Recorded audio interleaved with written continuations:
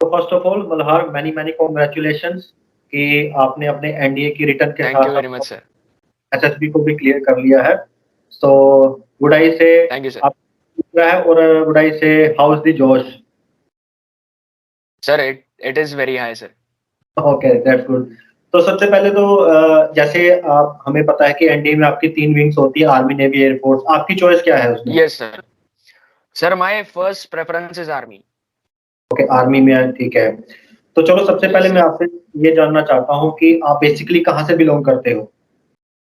Sir मैं my native place is Pune, में पुणे से ही बिलोंग करता हूँ। So that is where I belong. Okay. तो मल्हार, क्या आपकी फैमिली में आपसे भी पहले कोई डिफेंस सर्विसेज में गया है या you were be the first person?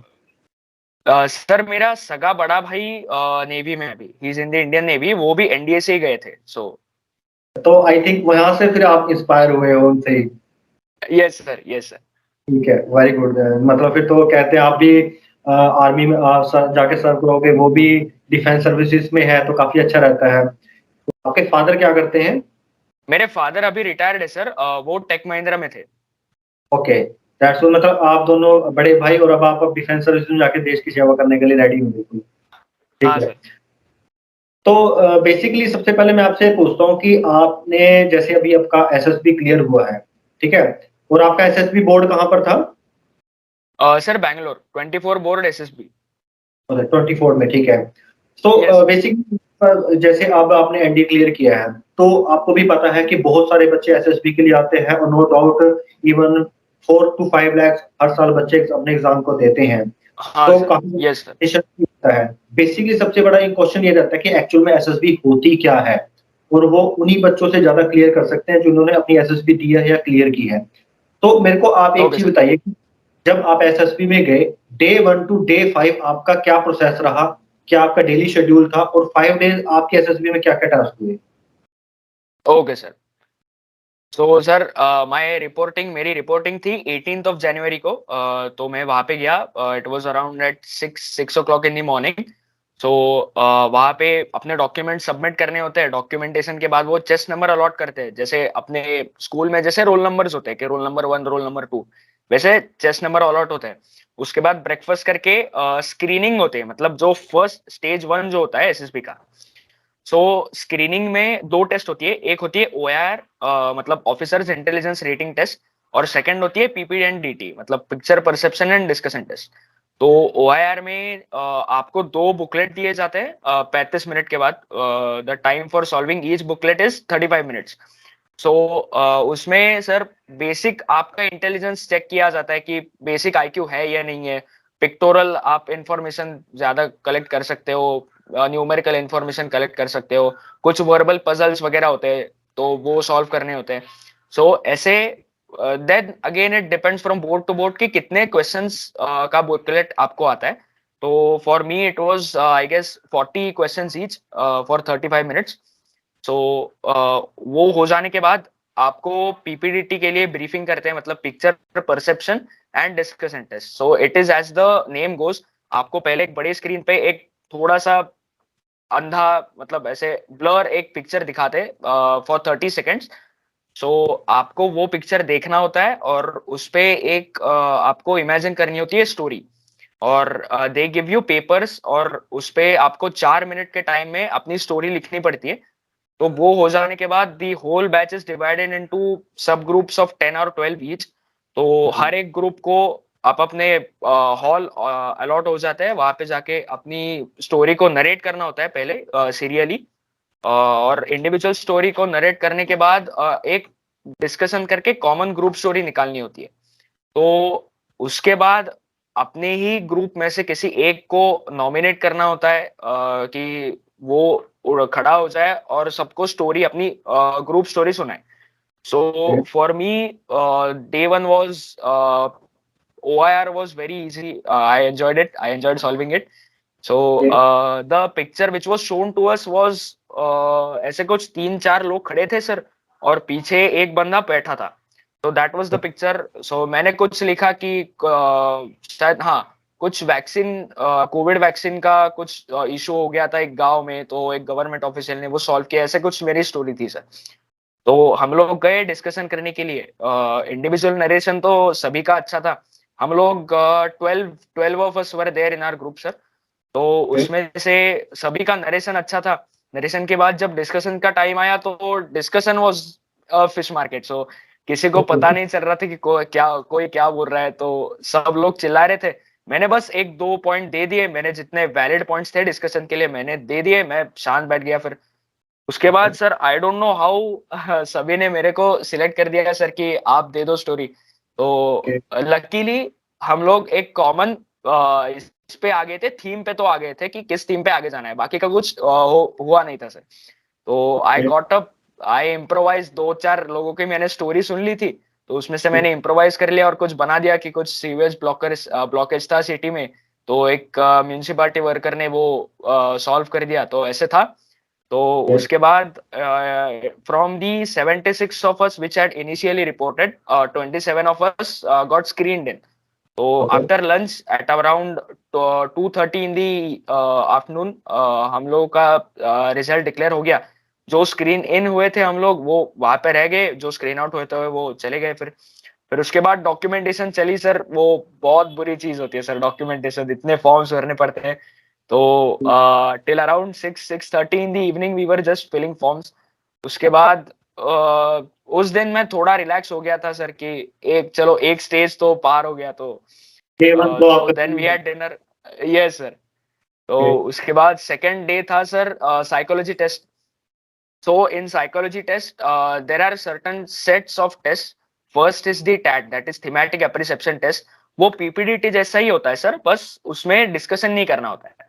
They show you 12 slides, उसमें 11 पिक्चर्स होते हैं। सेम स्टोरी 30 सेकंड्स के लिए दिखाएंगे, 4 मिनट्स में स्टोरी लिखो। और जो आखिर की 12 स्लाइड होती है वो ब्लैंक होती है। तो उसमें आपको एक पिक्चर देख के इमेजिन करना पड़ता है और उसपे से अपनी स्टोरी लिखनी होती है। सो उसके बाद होता है सर वैट, मतलब वर्ड एसोसिएशन टेस्ट। सेम होता है सर। 20 सेकेंड्स के लिए आपको स्क्रीन पे एक वर्ड दिखाते, और उसी 20 सेकेंड्स में आपको वर्ड को देखना है और अपनी आंसर बुकलेट में उस पर कुछ सेंटेंस लिखना है उसका उपयोग करके। तो उसके बाद these are 60 words which are shown. वैट के बाद होता है एसआरटी, मतलब सिचुएशन रिएक्शन टेस्ट। तो एक अलग क्वेश्चन टाइप बुकलेट देते हैं आपको, उसमें 60 सिचुएशंस दी होती है कि for example his exam is approaching in 3 days, and his friends are inviting him to go for a cinema, so he will and then dash dash dash। so आपको आपका response अपने आंसर बुकलेट में लिखना होता है। so ऐसे 60 reactions होते हैं। उसके बाद जो आखिरी होता है वो होता है सेल्फ डिस्क्रिप्शन टेस्ट। तो उसमें आपको 5 पैराग्राफ्स लिखने होते हैं sir, of about 5 to 6 lines each. तो फर्स्ट पैराग्राफ में आप आपके पेरेंट्स आपके बारे में क्या सोचते हैं। सेकंड होता है आपके टीचर्स आपके बारे में क्या सोचते हैं। थर्ड इज आपके दोस्त आपके बारे में क्या सोचते हैं। फोर्थ इज आप खुद अपने बारे में क्या सोचते हैं। और फिफ्थ होता है कि आप कैसे इंसान बनना चाहते हो। तो ये 5 पैराग्राफ्स लिखने होते हैं sir. So the time given for this, the last test is around 10 और 15 मिनट्स सर। तो ऑफिशियल इतना ही होता है। So these test get over at around 11:30 in the morning. So वो हो जाने के बाद आपके चेस्ट नंबर के वाइज आपके इंटरव्यू शुरू होते हैं। So for example my chest number was 23, and the people who got interviewed on the first day, that is the psych day, was I guess from chest number 1 to chest number 14 or 15। तो ऐसे होता है sir. So the interviews go on till around 6:30 in the evening. So मेरा situation I am sorry, ये psychology test हो गया था और मुझे पता चल गया था कि आज तो मेरा इंटरव्यू नहीं है। So that day I completely relax myself. I played pool with my friends over there. हम पूल खेलते थे, टेबल टेनिस खेलते थे। उसके बाद कैफेटेरिया में जाके स्नैक्स खा लेते थे, बास्केटबॉल खेलते थे, बस इतना ही किया sir. Then comes this third day, that is GTO1। So GTO1 starts with group discussion test. 2 group discussion करने होते हैं सर। आपकी जीटीओ आपको 2 टॉपिक देते हैं इनिशियली, उसमें से आपको डिस्कस करके एक टॉपिक चूज करना होता है और उस पर डिस्कस करना होता है। तो for us the first topic which was given was what is hampering world peace, and उसके कुछ लीड्स दिए हुए होते हैं कि depleting fuel resources, ambitious nations, arm race etcetera. तो उस पर डिस्कस करना होता है। अब ये वाला ग्रुप डिस्कशन में कुछ फिश मार्केट नहीं था, क्योंकि हम लोग तो सारे दोस्त बन चुके थे, 9 लोग थे हम उसमें। तो हमने पहले ही डिसाइड कर लिया था कि सबको बात करने देना है, मतलब ऐसे झगड़ा नहीं होना चाहिए। तो हमारा डिस्कशन बहुत अच्छा हुआ। और जो सेकंड डिस्कशन होता है sir, so the GTO gives you a topic and then you have to discuss on the same topic. और वो आयरोनिकली था कि what is the role of preparatory institutes for SSB. The first lead was better preparation for candidates, second was lack of government initiative, and third was business. तो ये हो गया sir. So after the group discussions get over, you get over to the next test, that is the group planning exercise, GPE. So उसमें आपको एक बड़ा सा नक्शा दिया हुआ होता है। आपका जीटीओ आपको ब्रीफ कर देता है कि ये ऐसे है, आप यहाँ पे हो, यहाँ पे हो। एक स्टोरी होती है सर कि for example you are a group of college going students, you had gone to a intercollegiate drama competition and while returning, and then कुछ प्रॉब्लम्स दिए हुए होते हैं कि आपकी बस का टायर पंक्चर हो गया, फिर आपको किसी ने आके बता दिया कि जो बगल वाला गांव है उसमें कुछ डाकू आने वाले हैं, सरपंच के बेटे को किडनैप करने वाले हैं। ऐसे 4-5 प्रॉब्लम्स दिए हुए होते हैं। तो उसमें you get 5 minutes to read the story. आपको वो स्टोरी का पैम्पलेट देते हैं, you get 5 minutes to read the story. उसके बाद you get 10 minutes to write your solution. तो उसमें आपको सोल्यूशन लिखना होता है कि एम क्या है, कैसे टैकल करने वाले हो सिचुएशंस को। तो 10 मिनट्स के बाद आपकी स्टोरीज, आपके सॉल्यूशन लिए जाते हैं और उसमें फिर से एक डिस्कशन होता है सबके साथ कि आप कॉमनली ग्रुप में क्या कॉमन ग्रुप सॉल्यूशन निकालते हो। तो in that case, in my case, I was very participative in this discussion, क्योंकि मेरे पास अच्छे पॉइंट्स थे तो मैं बोल रहा था। ग्रुप डिस्कशन में मैं इतना पार्टिसिपेटिव नहीं था, 3-4 वैलिड पॉइंट्स थे तो मैंने वो दे दिए और उसके बाद मैं चुप बैठ गया, सबका सुन रहा था। So after the group planning exercise gets over, you get to the next test, that is the PGT, that is progressive group task.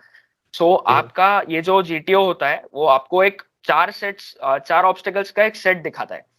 So there are certain rules कि स्टार्ट लाइन और फिनिश लाइन के बीच में आप पैर नहीं रख सकते। फिर उसके बाद कलर रूल होता है, ऐसे 3-4 रूल होते हैं sir. So you have to follow those rules and get across the obstacles. तो उसमें आपको कुछ हेल्पिंग मटेरियल दिया हुआ होता है कि एक प्लैंक होता है 6.5-8 फीट का, एक बल्ली दी होती है, वो भी सेम लेंथ की होती है। उसके बाद 1 या 2 रोप्स देते हैं और एक लोड देते हैं आपको। तो वो लोड कुछ भी हो सकता है, मतलब जेरी कैन हो सकता है या फिर एक बॉक्स हो सकता है, वुडन बॉक्स। तो आपको आपके ग्रुप के साथ ये लोड और ये हेल्पिंग मटेरियल लेके आपको ऑब्स्टिकल्स को you have to get over and you have to finish the set of obstacles in the given time. So हमारा ग्रुप, हम लोग तो वैसे भी अच्छे दोस्त बने हुए थे, तो हम लोगों के सॉल्यूशंस आ रहे थे, आइडियाज आ रही थी। हम लोगों ने 20 मिनट में we cross the 3 obstacles, whereas the other groups were stuck at the second obstacle. So उसके बाद हमारे जीटीओ ने हमें रोक दिया। We didn't get across the 4th obstacle. She said, "It is okay. I got your ideas."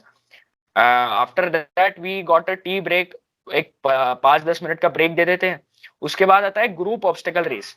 मतलब basically somewhat the same thing. एक 6 obstacles होते हैं, बड़े ऑब्स्टिकल्स होते हैं, और आपके साथ तो अलग अलग जो जीटीओ ग्रुप्स थे उनके साथ आपको कंपीट करना है रेस। तो आपको फिनिश करके पहले आना होता है। तो it is also called a snake race because जैसे पीजीटी में एक लोड दिया हुआ होता है सर, तो इसमें एक बड़ा सा रोप होता है and it is folded so it looks like a snake. तो the thing is all of you have to hold the snake and get across with the snake. So ऐसे होता है। So group obstacle race is sheer fun. हमने बस मजा ही किया है उसमें। कुछ टेस्ट वो ले रहे थे, नहीं ले रही थी, कुछ पता नहीं था। हम लोग तो बस मतलब जैसे फुटबॉल या बास्केटबॉल खेलने जाते हैं ना सर कि दिन भर की थकान है तो निकाल देते हैं वहां पे, हम लोग वैसे गए और हो गया हमारा। I guess we came second, we finish second. तो ये होने के बाद सर जीटीओ 1 का लास्ट ये होता है, टेस्ट होता है, वो होता है हाफ ग्रुप टास्क। मतलब जैसे प्रोग्रेसिव ग्रुप टास्क का होता है, सेम होता है, बस आपके ग्रुप्स डिवाइड किए जाते हैं 2 ग्रुप्स में, 2 सब ग्रुप्स में, ताकि मतलब जिसको ये लग रहा है कि मैं कंट्रीब्यूट नहीं कर पाया प्रोग्रेसिव ग्रुप टास्क में, वो यहाँ पे आइडियाज दे सकता है, क्योंकि ग्रुप भी छोटा होता है और ऑब्स्टिकल भी एक होता है। तो so here I was a bit participative in my PGT. I gave ideas, but I was mostly holding the load because nobody was holding it. So I had taken the load. तो half group task में भी same होता है sir, load होता है, helping material होता है, बस ऑब्स्टेकल छोटा होता है, तो वो हमने कर लिया. And after this the last thing is चार टॉपिक्स दिए होते हैं सोशल इश्यूज या फिर करंट अफेयर्स पे. तो उसमें से आपको एक कौन सा भी चुनना होता है और 3 मिनट्स में प्रिपेयर करके अगले 3 मिनट्स में आपको जो जीटीओ का ग्रुप है उसके सामने आपको उस पर लेक्चर देना होता है. तो मेरा टॉपिक था sir internal problems of Pakistan. तो मैंने वो चुन लिया और मैंने अबाउट 3 मिनट्स तक मैंने बोल दिया. तो ये हो जाता है GTO 1. So after this gets over at around 12:30 और 1 o'clock in the afternoon, the remaining people who haven't been interviewed, तो उनका इंटरव्यू इस दिन हो जाता है सर. तो मेरा उस दिन हो गया था. So I had a bit time, so I had my lunch, I change from my GTO dress into formals and then I went there.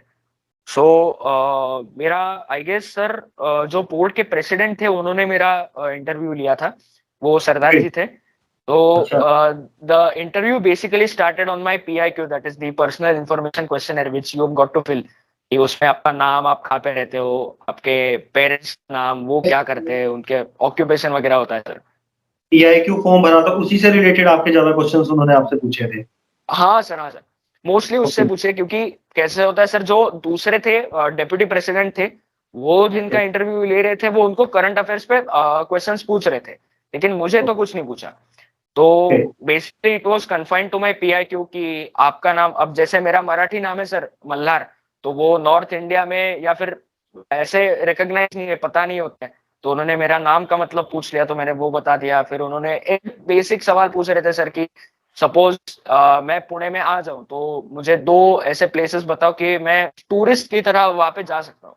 तो वो बता दिया. ऐसे बेसिक सवाल पूछते. The thing which they tend to do is sir, कुछ stress में डालते हैं और बस वही देखते कि आप स्ट्रेस में क्या रिएक्ट कर. तो वो उन्होंने मुझे पूछा सर कि 10th में तुम्हें इतने अच्छे मार्क्स है, 94% है, और 12th में आके बस 67% है. तो उन्होंने वो प्रेशर क्रिएट किया. अब मैंने सोचा सर कि उन्होंने पूछा कि इसका रीजन क्या है, तो मैंने हंस दिया और कह दिया सर कि एक तो वो पहला थोड़ा सा टिपिकल आंसर दे दिया सर कि थोड़ा ऑनलाइन तो मैं सो जाता था सर क्लासेस में. और उसके बाद मैंने कह दिया कि सर मैंने पढ़ाई नहीं की थी, मैं बस दिन भर मूवीज देखते रहता था. तो बेसिक थिंग इज आप वो देखते कि आप स्ट्रेस में क्या रिएक्ट करते हो सर. तो my interview lasted for about 35-40 minutes. तो इंटरव्यू के बाद अब कुछ बचा नहीं था सर, बस GTO और कॉन्फ्रेंस बचा था. तो I was free. So again I went back, I changed into normal clothes, and the only thing which I did from there onwards is either I was playing pool with my friends. हम लोग pool खेल रहे थे, या तो table tennis खेल रहे थे, या तो बास्केटबॉल खेल रहे थे, या तो कैफेटेरिया में जाके कुछ खा रहे थे. So was second day. This was the third day GTO 1. The next day is GTO 2. So day 4 GTO 2 शुरू हो गया सर. तो उसमें फर्स्ट टेस्ट होता है इंडिविजुअल ऑब्स्टेकल्स. 10 ऑब्स्टेकल्स होते हैं और रिपीट कर सकते हो. तो जैसे ऑब्स्टेकल्स का नंबर होता है उतने ही पॉइंट्स आपको मिलते हैं. मतलब फॉर एग्जांपल ऑब्स्टेकल नंबर 10 होगा तो उसको पार करके आपको 10 पॉइंट्स मिलेंगे, 10 मार्क्स मिलेंगे, ऐसे होता है सर. तो ऑल्सो इज वेरी फास्ट, दौड़ना होता है, कूदना होता है हवा से, तो उसमें मजा आता है. तो I guess I forgot one of my obstacles. मैं भूल गया कि वो है वहाँ पे. तो मुझे लगा कि मेरे पास टाइम सारे कंप्लीट किए. मैंने जो भारी थे, मतलब सर 10, 9, 8 ये वाले जो ऑब्स्टिकल्स थे ज्यादा मार्क्स वाले, तो मैंने ये 4-5 रिपीट कर दिए. तो उसके बाद मुझे याद आया कि यार एक ऑब्स्टिकल तो मैं सो ही दिया, मतलब भूल ही गया मैं. तो मैं थोड़ा सा नर्वस हो गया था सर, लेकिन ठीक है, मैंने कहा जो होगा वो होगा. तो after the individual obstacle we get to command task. Command task मतलब सर जैसे PGT में या HGT में आपको देखते कि आप ग्रुप में कैसे परफॉर्म कर रहे हैं. इसमें कमांड टास्क में एक ऑब्स्टेकल होता है, एक ही ऑब्स्टेकल होता है, हेल्पिंग मटेरियल सेम ही होता है, बस थोड़ा छोटा होता है, लोड भी सेम होता है.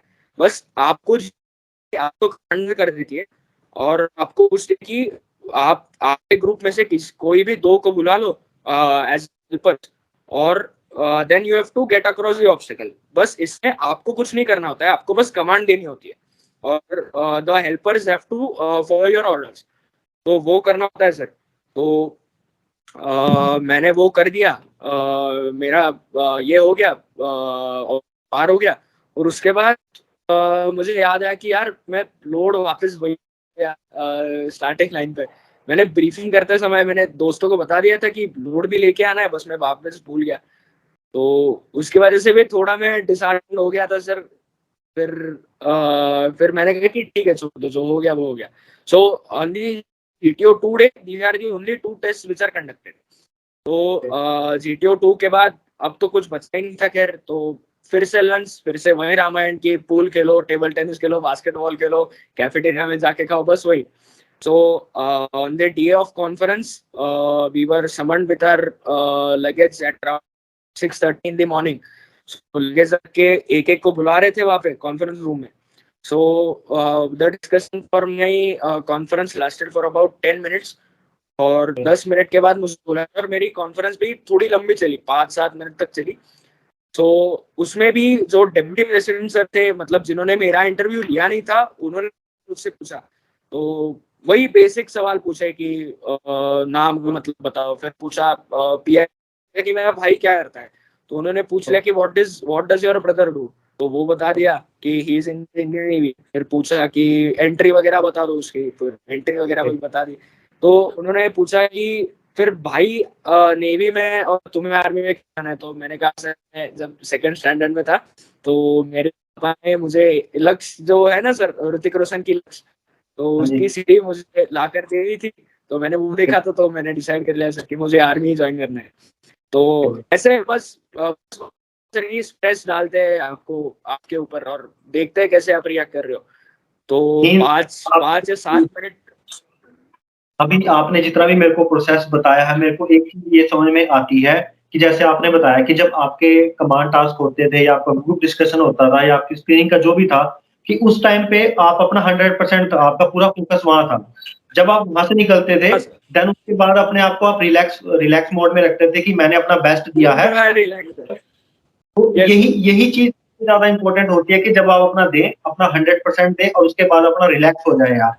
और जैसे अब एक चीज आपने बताया कि उन्होंने जैसे आपको प्रेशर मोड पे डालने की कोशिश की, तो आपने जैसे अपना रिलैक्स मोड पे उनको आंसर दिए। तो ये काफी सारी चीजें होती हैं जो आई थिंक जब बच्चे आपको सुनेंगे और देखेंगे तो एक चीज समझ में आएगी कि आपने बिल्कुल रिलैक्स मोड में होना है। क्योंकि डिफेंस जो ऑफिसर्स होते हैं, वो आपको जो आप एज इट इज हो वही आपको चाहते हैं, कि वरना हमें वही दिखाए जो एज इट इज वो है। Yes sir. तो ये काफी एक अच्छा कॉन्फ्रेंस में भी वही हुआ, काफी अच्छा एटीट्यूड है। तो मल्हार, जैसे आप डे 1 आप जब आप गए थे, वहां तकरीबन कितने बच्चे थे आपके पास, आपके साथ? सर 76 थे डे 1 को, और उसमें से हम लोग 27 स्क्रीन इन हुए, मतलब स्टेज 2 के लिए। और 27 में से हम 8 लोग रिकमेंड हो गए, मतलब मेडिकल के रुके, बाकी के घर हो जाए। मींस यानी 76 में से लास्ट में आप सिर्फ 8 रेकमेंड हुए हैं। Yes sir. तो ये काफी अच्छा हाई रेशियो है सिलेक्शन का। और मेरे को जो आपसे बात करके एक चीज समझ आए, जो ऑब्जर्व ये की है कि अगर आप जैसे हो, अगर आपने अपने आप को वैसे ही रिप्रेजेंट करते हो, बिल्कुल रिलैक्स मोड में रहते हो, कॉन्फिडेंस लेवल अगर आपका अच्छा है, आपका एटीट्यूड अच्छा है, आपकी कमांड टास्क अच्छी है, तो नो डाउट आप बहुत अच्छे से उन चीजों को अलग कर सकते हो। यही डिफेंस सर्विस है। ठीक है। सो एक चीज और, अब जैसे आपने अपना एसएसबी आपका क्लियर हो गया है, आपका नेक्स्ट प्रोसीजर क्या होने वाला है आपका? सर एसएसबी के बाद, मतलब ये 5 डेज ऑफ एसएसबी, इसके बाद मेडिकल्स होता है, वो वहीं पे होता है। मेडिकल्स हो जाने के बाद अभी कुछ नहीं है सर, अभी मैं बस रिलैक्स कर रहा हूँ। तो एंड तक मेरिट लिस्ट लग जाएगी। मेरिट लिस्ट के बाद पता चल जाएगा सर कि ज्वाइनिंग डेट कब है, सर्विस क्या है, ऐसे हो जाएगा। मीन्स अब तो बिल्कुल रिलैक्स मोड में है, अब तो बिल्कुल क्लियर हो चुका है कि you are uniform Indian army. Yes sir. ठीक है। और मल्हार, एट द लास्ट मैं आपसे ये चीज पूछना चाहूंगा कि जैसे अभी मैंने स्टार्टिंग में आपको बोला कि नो डाउट अब तो गर्ल्स भी एनडीए के अंदर एंट्री अलाउड हो चुकी है, जिसकी वजह से कंपटीशन का लेवल और भी ज्यादा बढ़ चुका है। और तकरीबन 4 to 5 लाख बच्चे अपने आप को इनरोल करते हैं और उसमें से बहुत Yes. कम बच्चे रिटर्न को क्लियर करने के बाद Written pass. एसएसबी क्लियर कर पाते हैं।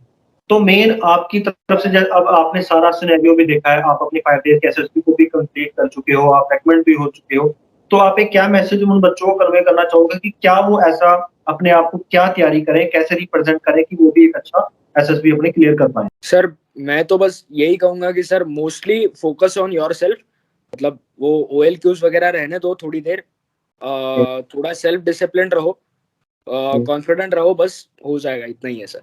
तो सबसे ज्यादा अच्छी बात आपके साथ बात करके ये लगी, आपने अपने आप को वही रिप्रेजेंट किया जो आप थे, कि जैसे आपने काफी टास्क करने जाते थे तो आप आपका 100% देते थे, देन उसके बाद अपने फ्रेंड्स के साथ आप वहाँ चिल आउट करते थे, गेम्स खेल लिया, काफी अच्छी चीजें होती है अपने आप को एक रिलैक्स माइंड में रखने के लिए। क्योंकि जैसे आपने बताया कि पर्सनल इंटरव्यू हुआ या आपके पीआउट के ऊपर में आपसे क्वेश्चन पूछे, आपको प्रेशराइज करने की कोशिश की, दैट टाइम पे भी आप काफी स्मूथली आपने वहां पर आंसर दिए। तो यही चीजें नहीं होती कि जो पर्सन होता है जो वो डिफिकल्ट सिचुएशन में, अंडर प्रेशर सिचुएशन में अपने आप को कैसे रिप्रेजेंट करता है। तो आई थिंक ये जो बच्चे आपको देखेंगे या सुनेंगे उनको काफी एक अच्छा मैसेज मिलेगा कि आप अपने आप को जो हो वही रिप्रेजेंट करें, अंडर प्रेशर सिचुएशन में घबराएं मत और अपने आप को डिसिप्लिन में लेके जाएं। तो अगेन मैनी कांग्रेचुलेशंस कि आज आप आपने जो आपकी लक्ष्य मूवी देखने के बाद जो आपने अपनी लाइफ में डिसाइड किया था कि आप इंडियन आर्मी के यूनिफॉर्म को पहनना चाहोगे, आप उसको डेफिनेटली पहनोगे। So again many congratulations on the behalf of DC, और हम आपके बेस्ट विशेस के लिए, फ्यूचर्स के लिए आपको बेस्ट विशेस देते हैं, और thank you for your precious time. Thank you sir, good day. Thank you.